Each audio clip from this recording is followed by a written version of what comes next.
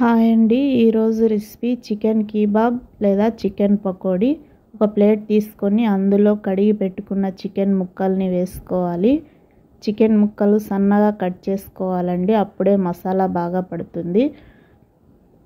ఈ chicken ముక్కలలో 1 spoon salt, 1 spoon కారము, 1/2 spoon పసుపు,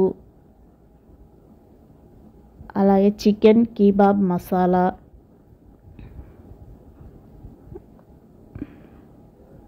తర్వాత అల్లం వెల్లుల్లి పేస్ట్ 1 స్పూను, చిటికెడు టేస్టీ సాల్ట్ అండి. ఎక్కువ వేసుకోవద్దు, హెల్త్కి మంచిది కాదు.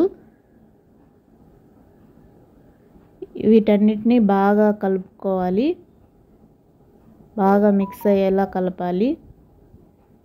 చూడండి కలిసిపోయిన తర్వాత కార్న్ఫ్లోర్ వేసుకోవాలి. కార్న్ఫ్లోర్ వేసుకొని బాగా కలుపుకోవాలి. అంతా కలిసిపోయిందండి. ఈ విధంగా బాగా కలుపుకోవాలి.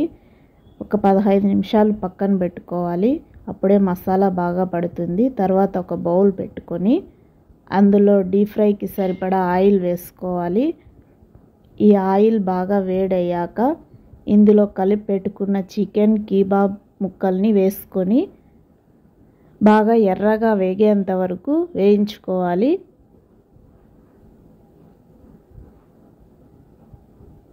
చూడండి ఎర్రగా వేగాయండి. ఇక తీసుకొని వేరే ప్లేట్లో వేసుకొని సర్వ్ చేసుకోవాలి. అంతే. ఇలా ఈజీగా ఇంట్లోనే చేసి పిల్లలకి ఫ్రెష్గా పెట్టచ్చండి. బయట కొన్ని తినడం కంటే ఇంట్లో చేసుకోవడం చాలా బెస్ట్. కాస్ట్ ఎక్కువ, హెల్త్ పాడవుతుంది. చూడండి మా పిల్లలకి చాలా ఇష్టం అండి చికెన్ పకోడా అంటే. నేను చేస్తుండగానే సగం